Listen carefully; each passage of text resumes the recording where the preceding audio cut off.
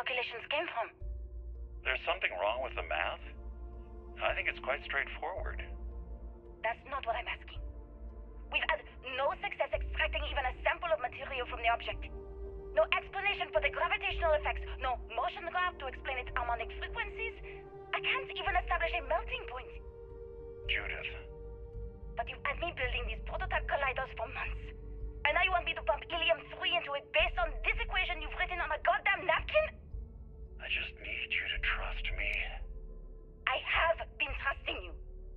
We keep slamming our heads against a brick wall, getting nothing.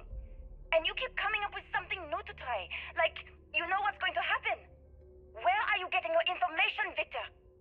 I'm sorry, Judith. Look, not here, okay? Somewhere off base. I'll tell you everything. But I'm not lying, okay?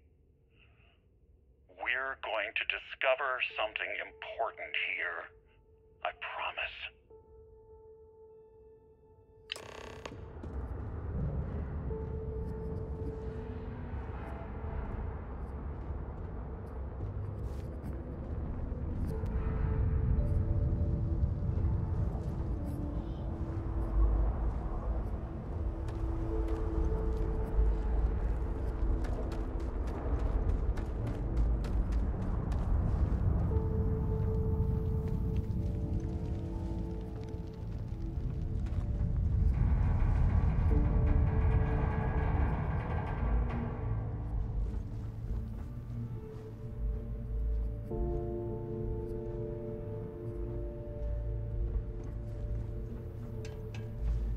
They were clearly testing space habitat viability in this area.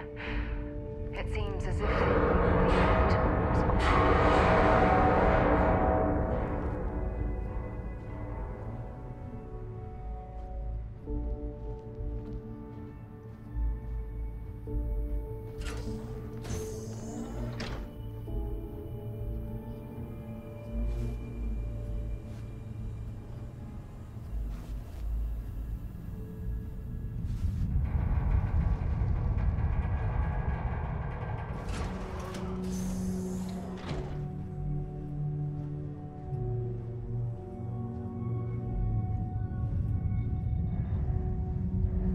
left of this geology laboratory.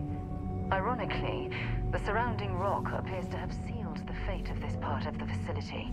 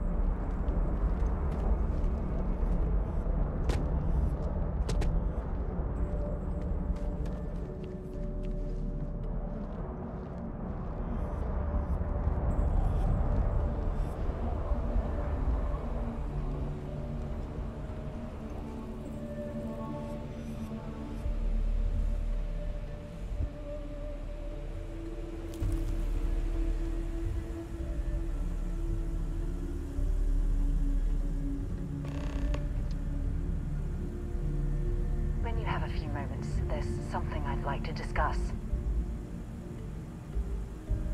Ever since we talked about the Battle of Cassiopeia, I can't get what happened out of my mind.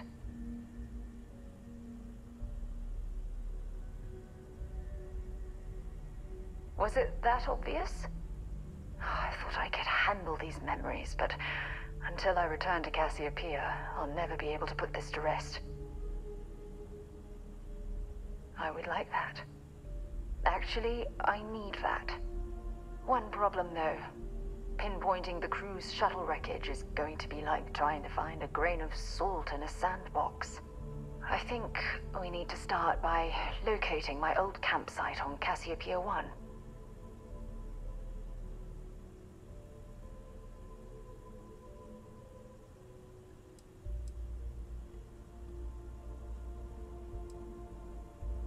The Dauntless took heavy fire to the docking section during the battle. We had 3 shuttles. One was destroyed, and the other 2 were damaged.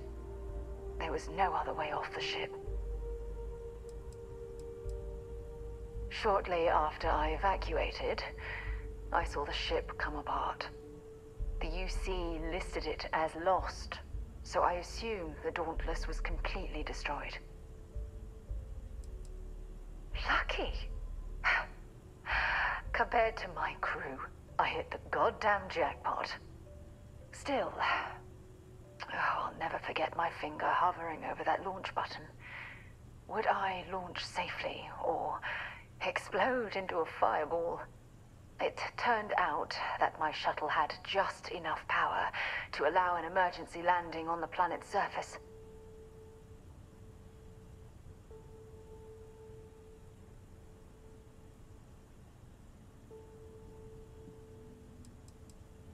I'd be lying if I told you I'd carefully weighed all my options. Truth is, I was on autopilot, acting purely on instinct. Hold on. I don't know the exact location of my survival campsite. For that, we are going to have to head to Mast and see if we can get the information from my old friend, Admiral Logan. Your instincts are right on target. Logan and I butted heads more than once during my time with the Navigator Corps. We've never seen eye to eye. Look, I hope this isn't asking too much. Last thing I want to do is drag you into some kind of personal crusade.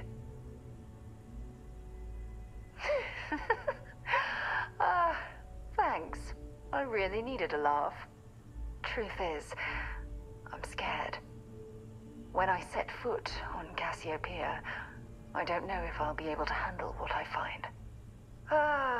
If I begin to fall apart, I'm going to need someone who can keep my spirits up. I know you will. You've always been there when I've needed your help.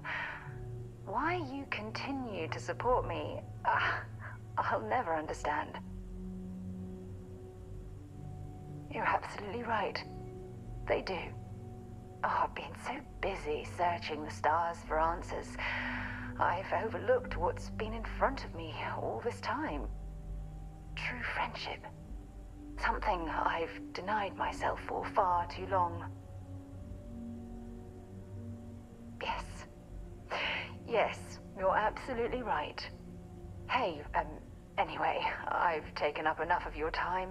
I know you have a lot to do. I really appreciate your offer to visit Cassiopeia. Hopefully, it'll bring me the closure that I've needed for far too long.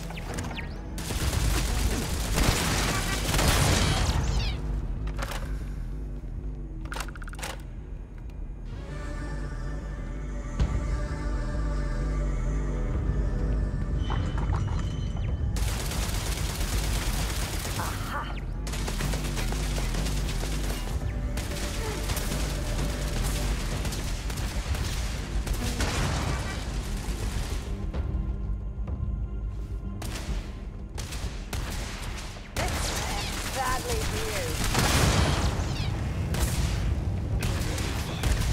Clear. I am taking damage. Massive damage.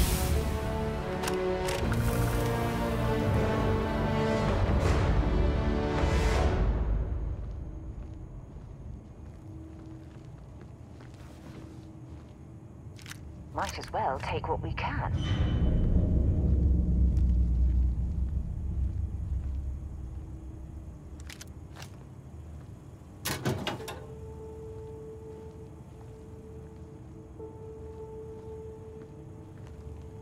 Well, look at that. It appears we've found one of Vasco's long-lost relatives. I'm sure he'll be thrilled to find out.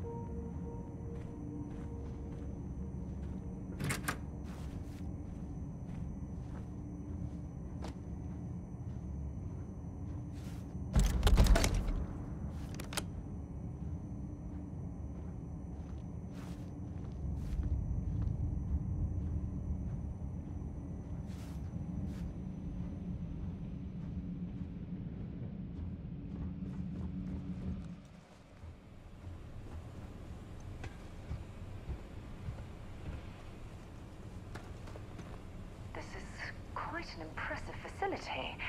The logistics it must have taken to build it this deep underground. It's astonishing.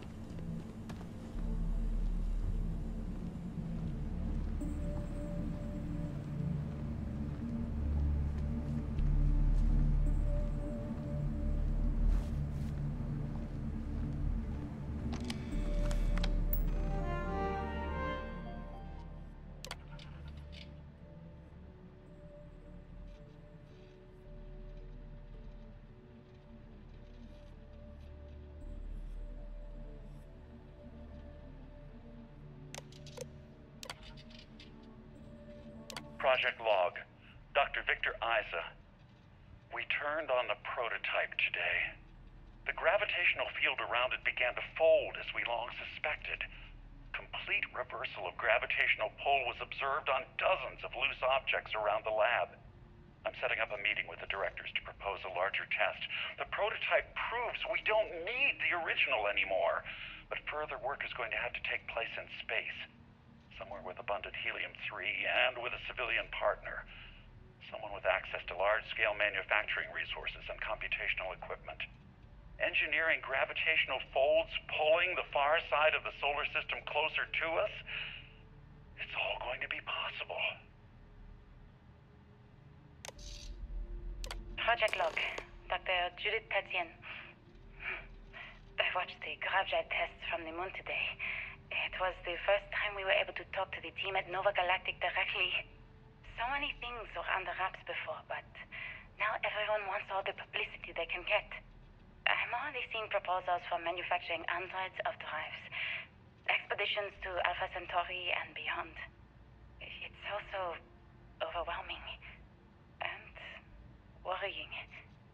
It could take years, decades, before we know what all the side effects of operating a grav drive can be. But no one wants to hear that right now. Like a bunch of pioneers racing towards the edges of the frontier without knowing about the grizzly bears in the mountains.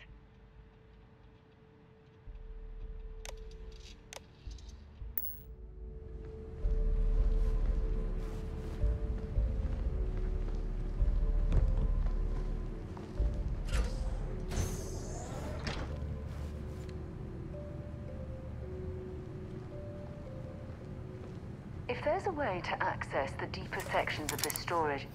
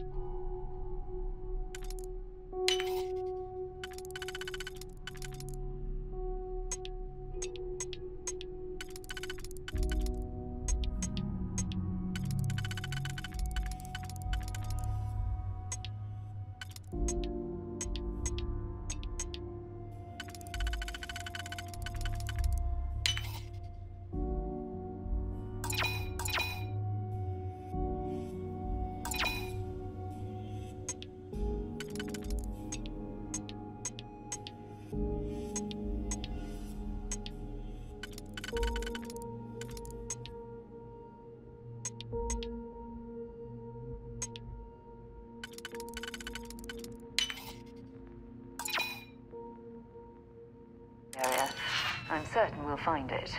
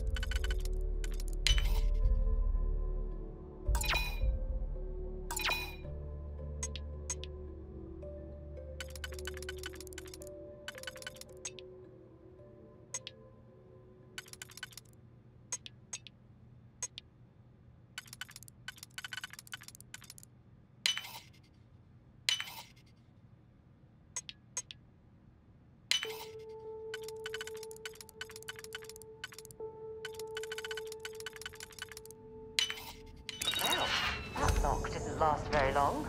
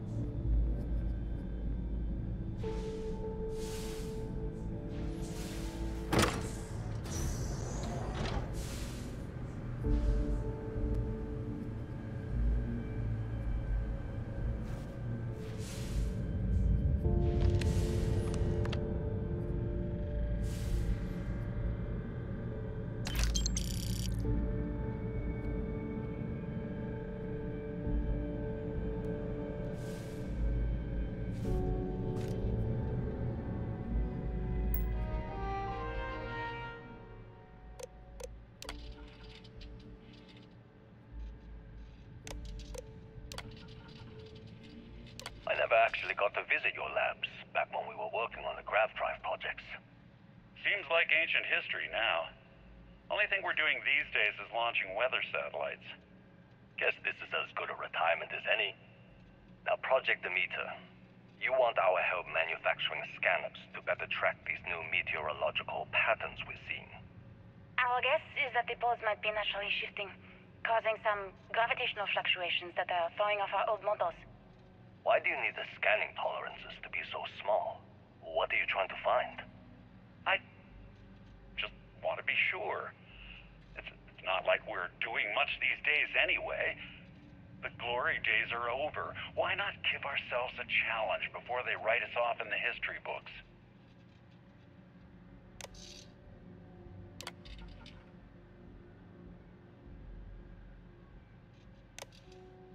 I know what I'm seeing, Victor. The data coming back from the satellites is very clear. It's the grav drives. All those jumps from the moon. At this rate, Earth's atmosphere is going to start sputtering out into space. Can the drives be fixed? I'm working on some designs that should discreetly solve the problem, under the guise of an emergency update to the fueling pumps. We're talking about the end of Earth, and you're trying to be subtle about it. Judith, the last thing we need is people losing faith in grav drive technology. That might be our only option. To what? Are you seriously saying we should abandon Earth? The timeline is under 50 years. A blink of an eye for a planet, but more than enough time for a human exodus. And what do we tell people? We say it's an act of God, one that science has found a solution for. Time for humanity to take its place in the stars. You knew, didn't you? You lied to me. All this time, I dedicated my life to this discovery, Victor. And you knew we were going to kill off our planet? You haven't seen the future I've seen. There's an infinite expanse of promise out there. A meteor could have hit Earth. A plague, another world war. Colonizing other galaxies secures humanity's future for all coming generations, across all time. At the expense of our home. Stop it, both of you. All that matters is building enough ships to get everyone off this planet. And we need to start now. I'll draft up a statement. We'll need to address the entire international community. I'm sorry, Judith. There isn't a planet in this universe that will be far enough away from you, Victor. We are never speaking again after this is over.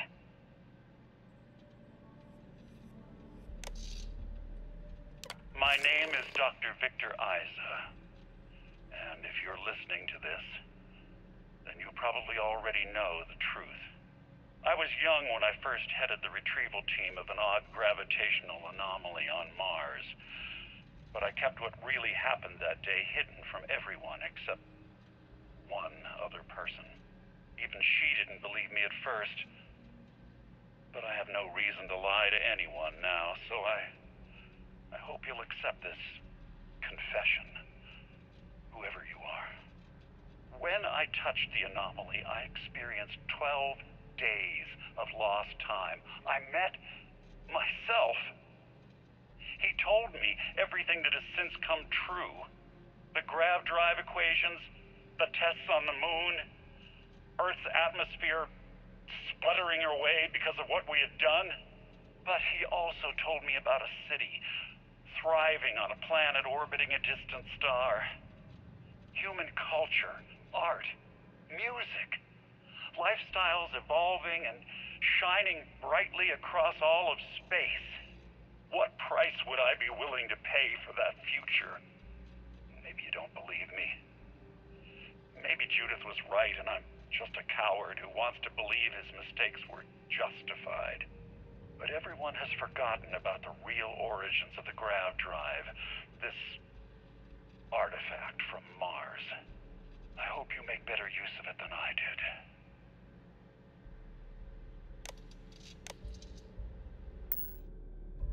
Oh my God. The grav drives destroyed Earth. And at the core of the first drive, an artifact.